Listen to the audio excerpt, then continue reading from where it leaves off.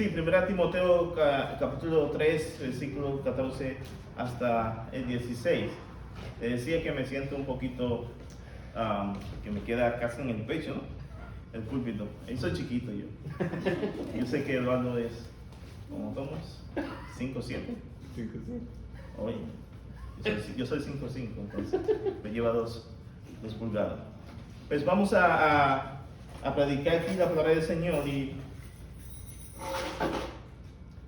yo creo que usted se imagine y vaya pensando en su corazón, y bueno, yo también le voy a estar diciendo, pero mientras estoy diciendo esto que voy diciendo, vaya pensando en lo siguiente. Imagínese una gran columna de un edificio fuerte y viejo también, y esta columna sostiene el techo de ese edificio.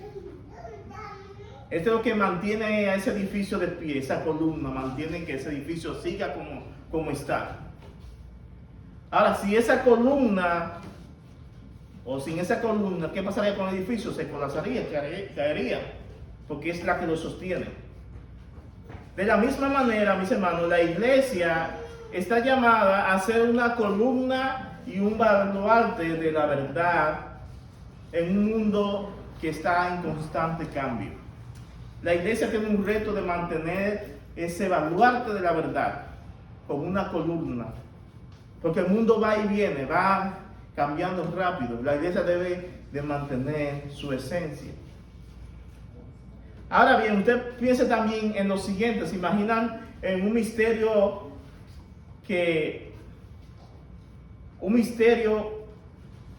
fascinante que nos llama a reflexionar y que nos causa un asombro?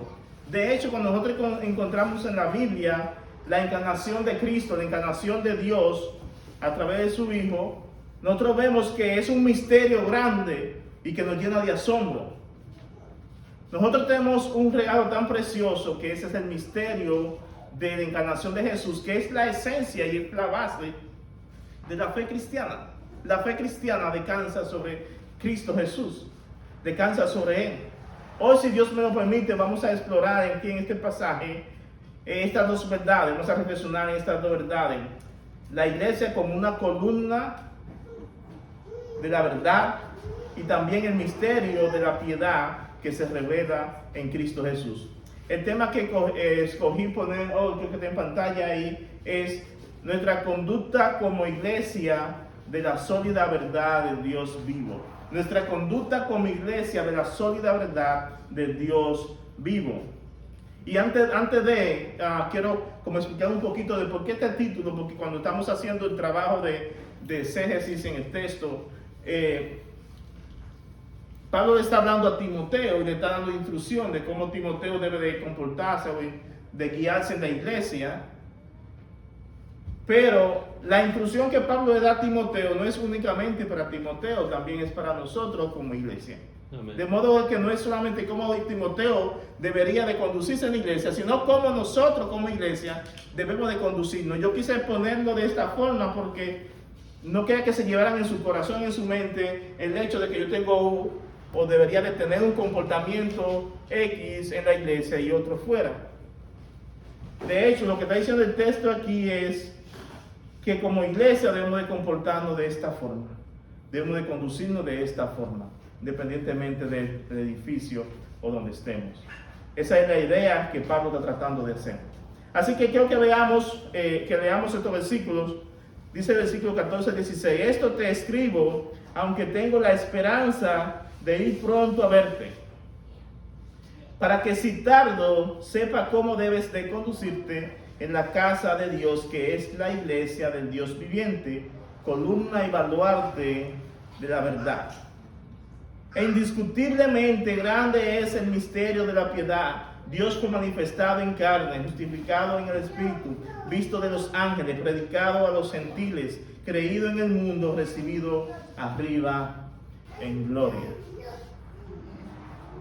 Y quiero que veamos nuestro primer punto aquí en el versículo 14. La esperanza no es de tontos, aunque hay esperanza tontas. La esperanza no es de tontos, aunque hay esperanza tontas. Quizás sea ese juego de palabras, pero es por lo que vamos a encontrar aquí en este versículo 14. El versículo 14, Pablo dice aquí: esto te escribo, aunque tengo la esperanza de ir pronto a verte. ¿A quién está escribiendo? A Timoteo. Esto te escribo, aunque tengo la esperanza de ir pronto a verte. Mis hermanos, el mundo tiene algún tipo de esperanza, esto es claro. Las personas tienen algún tipo de esperanza. No hay nadie sin esperanza. Y cree que no tiene esperanza es un mentiroso. La persona tiene algún tipo de esperanza. Para muchos la esperanza proviene de su propia voluntad, de su propia capacidad de lograr cosas. Ellos confían en sí mismos. Yo soy mi propia esperanza. Para otros la esperanza está en otras personas. Otras personas confían así en otras personas, políticos o quien sea. Esa es su esperanza. Tengo esperanza de cambio este año. Y siempre lo mismo, ¿no? Para muchos también la esperanza viene de algún tipo de cosa en lo cual ellos han puesto su fe. Ya sea una inversión, un negocio. Yo estoy esperanzado en este fondo de vida que estoy invirtiendo. Veo una recesión que acaba con todo.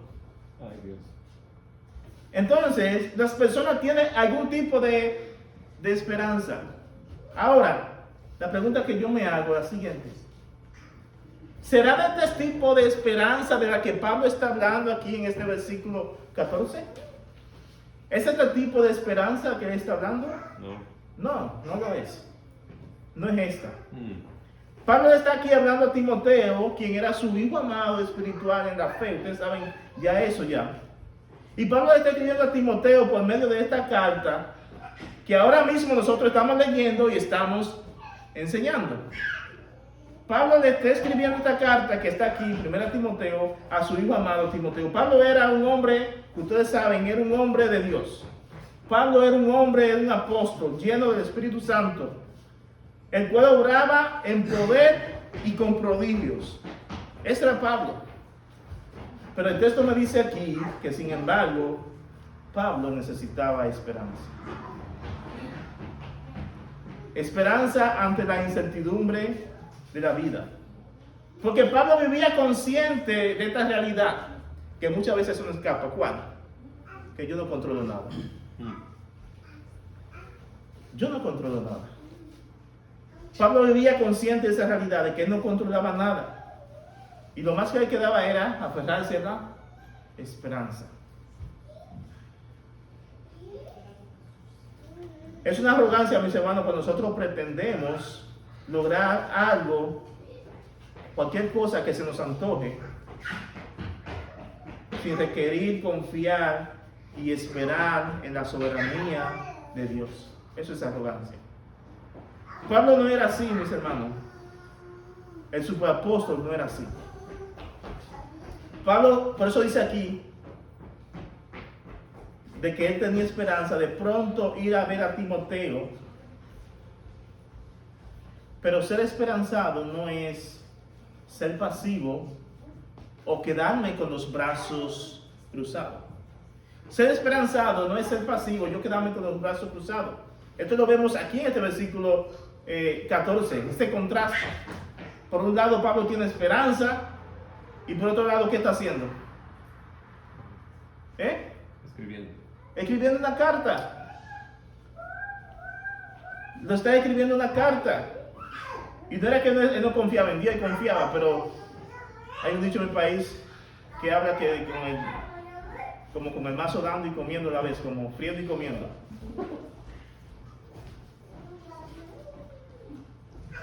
Pablo no se quedó ahí con los brazos cruzados. Pablo tenía esperanza, pero eso no quiso decir que no podía ni tan siquiera buscar la forma de comunicarse con Timoteo mientras esperaba ir pronto a verle.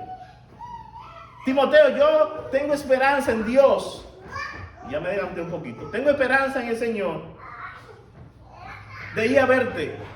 Pero, mientras, te mando una carta para que tú sepas cómo debe de conducirte en la iglesia. Pablo dice que mientras espero, yo te voy adelantando por medio de esta carta a cosas que tú debes de saber y hacer. Mis hermanos, ¿eso es amor? ¿No es amor? Eso es amor, eso es consideración, eso es responsabilidad y madurez. Cuando él está consciente, yo quiero ver a mi hijo Timoteo en la fe y yo espero en el Señor, pero él debe estar lidiando con desafíos, con retos, con problemas en Éfeso con la iglesia. Y yo puedo hacer algo para que él pueda saber cómo manejarse. ¿Qué haré? Escribe una carta y se la manda. Mientras, él espera llegar. Ahora bien, la esperanza de Pablo no estaba en qué, sino en quién. Pablo no estaba esperanzado en cualquier cosa. Pablo estaba esperanzado en Dios. Él estaba esperanzado en el Señor. Pablo no esperaba en la vida o en algo más. Aunque Pablo no menciona aquí al Señor directamente, él nada más menciona, tengo esperanza, aunque no menciona esperanza en quién, pero sabemos que es obvio que Pablo estaba diciendo que tenía esperanza en Dios. Para aquellos que conocen a Pablo, saben que cuando él dice que tiene esperanza, se está refiriendo a esperanza en Dios. Pero para comprobar esto, vamos a ver que Pablo descansaba y esperaba en la soberanía y en la voluntad de Dios en todos los asuntos de su vida, absolutamente en todos. Él sabía que Dios es el único que tiene la última palabra sobre todo el universo. Amén. Sabemos que Pablo esperaba en Dios. ¿Saben por qué sabemos eso? Porque él mismo lo afirma en otros pasajes bíblicos. Lo vamos a ver aquí por lo menos dos de ellos. Quiero que vea conmigo más adelante en el capítulo 4, versículo 10 de 1 Timoteo. Dice lo siguiente, 1 Timoteo 4:10. Dice que por esto mismo trabajamos, y sufrimos oprobio, porque esperamos en el Dios viviente. ¿En quién esperamos? Esperamos en el Dios viviente, que es el Salvador de todos los hombres, mayormente de los que creen. ¿En quién esperamos? En el Dios viviente. Pablo no esperaba en la nada. Él tiene su esperanza arraigada en el Dios viviente. 1 Corintios 16:7. 1 Corintios 16:7. Pablo dice, porque no quiero veros ahora de paso, pues espero estar con vosotros algún tiempo, si el Señor lo permite. Si el Señor lo permite, yo espero estar con ustedes, mis hermanos. La esperanza de Pablo estaba en Dios. Ahora, ¿qué nos enseña aquí este mero versículo 14, mis hermanos? Esto nos enseña a nosotros de que nosotros debemos, como cristianos y como iglesia, vivir así como Pablo. Así como Pablo, confiando y esperando en Dios, en su soberanía, en todos los asuntos de nuestra vida. Absolutamente en todos los asuntos de nuestras vidas. Deberíamos estar esperanzados en la soberanía de Dios, así como Pablo lo hacía. Pero también debemos de ser responsables y maduros en hacer las cosas que nos corresponde hacer mientras descansamos y esperamos en Dios. Mientras esperamos en Él y descansamos, hacemos lo que nos toca. No modo pasivo.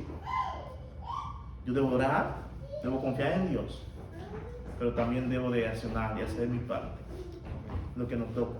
Y esto nos lleva a que veamos nuestro segundo punto, la iglesia, columna y baluarte de la verdad. Versículo 15 dice, ¿cuál es el 14 para que digamos el hilo?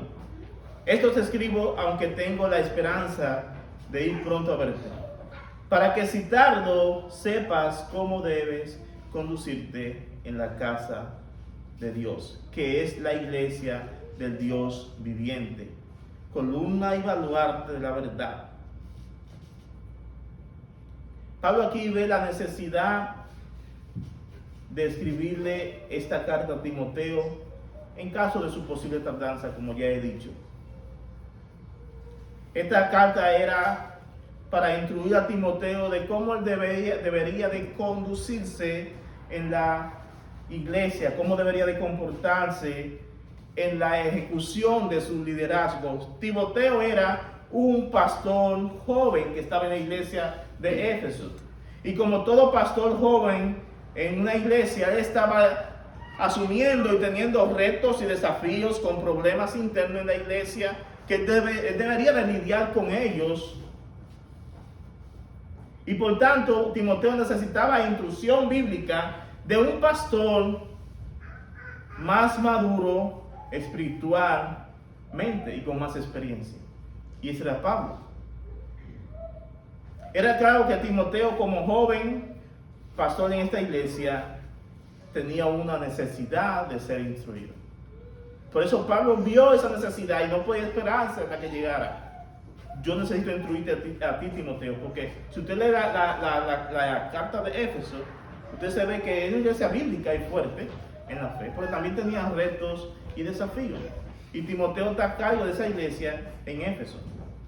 La instrucción que Pablo le da a Timoteo como pastor y para que él sepa cómo comportarse en la iglesia es toda esta carta de Timoteo. ¿Usted quiere saber cuál es la instrucción que Pablo le da a Timoteo?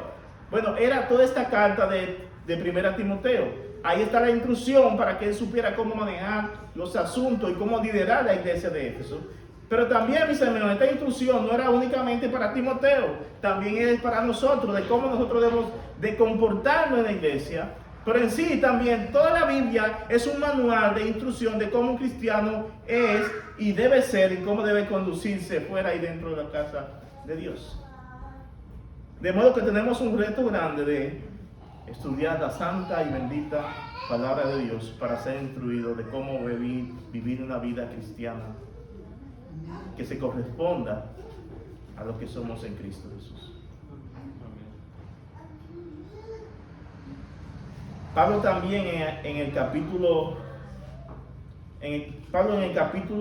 1 de Timoteo, él escribe a Timoteo o le instruye de cómo él debe de conducirse y cómo la iglesia debe de conducirse. Pero en el capítulo 3, Pablo también instruye a Timoteo de cómo él debe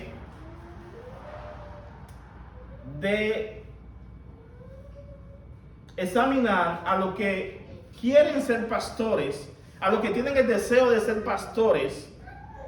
Pablo instruye a Timoteo de cómo debe hacerlo, y está primera de Timoteo capítulo 3, los requisitos para ser pastor y también diácono.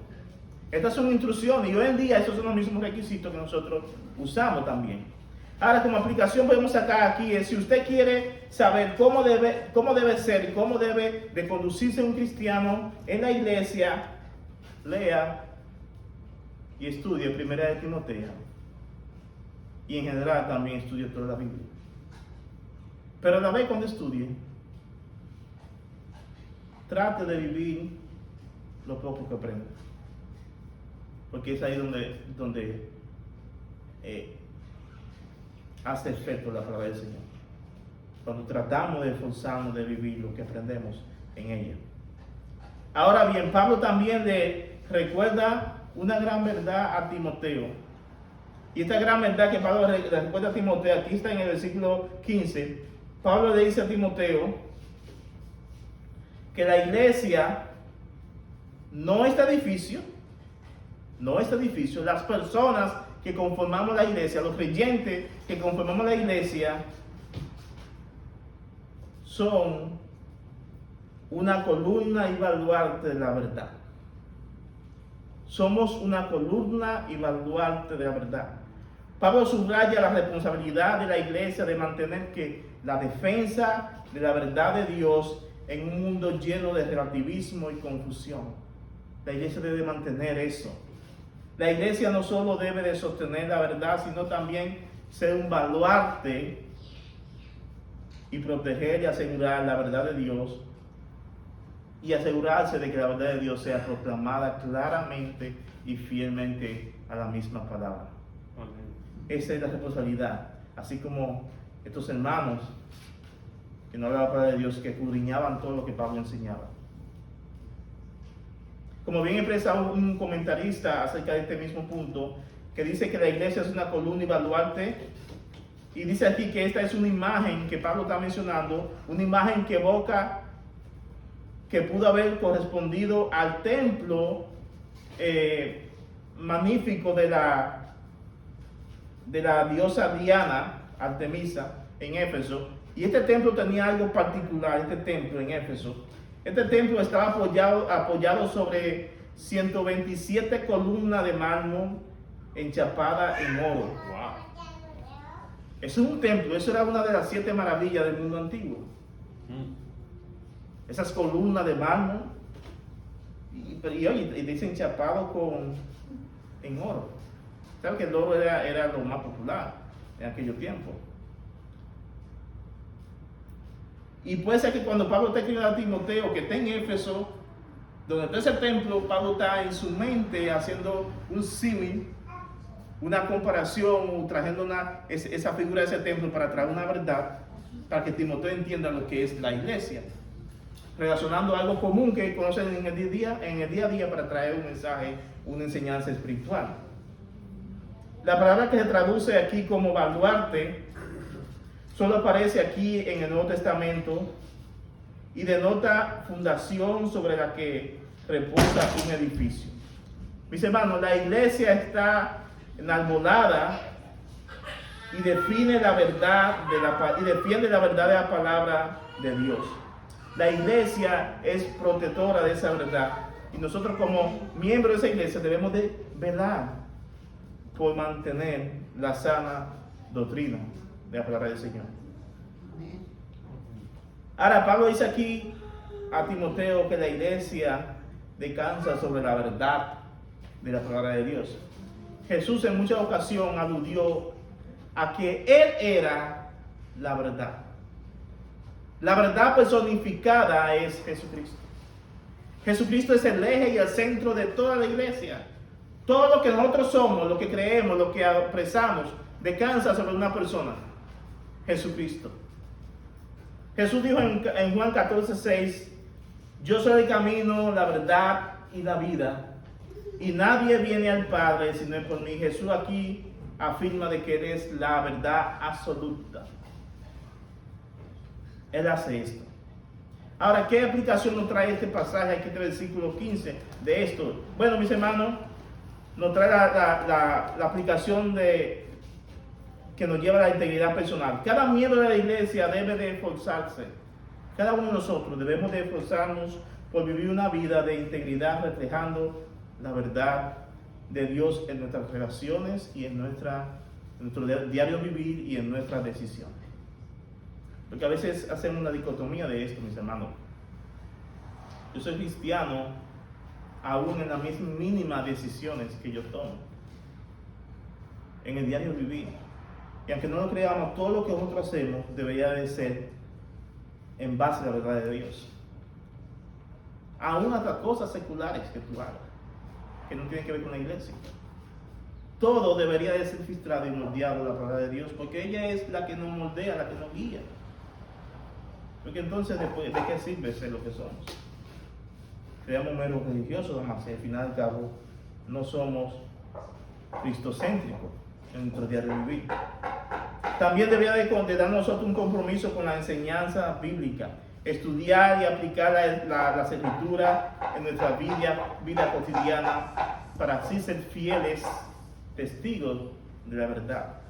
Y quiero que veamos, para ir terminando el último punto, el misterio de la piedad revelada en Cristo. El misterio de la piedad revelada en Cristo, aquí en el versículo 16.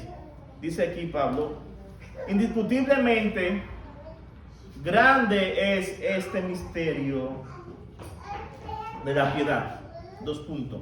Dios fue manifestado en carne, justificado en el Espíritu, visto de los ángeles, predicado a los gentiles, creído en el mundo y recibido arriba en gloria. La fe del cristianismo, ya yo he dicho un poquito de esto, pero la fe del cristianismo descansa sobre una verdad, sobre una persona, que es Jesucristo. La obra de Cristo, que consiste en su encarnación y en su redención, sobre esa verdad descansa la iglesia. Por eso dijo Pablo en una ocasión que si no hay resurrección, entonces somos mentirosos. Si Cristo nos resucitó, vana es nuestra fe. ¿Qué estamos haciendo aquí? Somos una secta. Si no creemos que Cristo es el Señor, si Él resucitó, si no creemos que Él está detrás de Dios. Porque toda la fe cristiana gira alrededor de Cristo. El cristianismo es cristocéntrico, solo Cristo el centro. Esto es el cristianismo.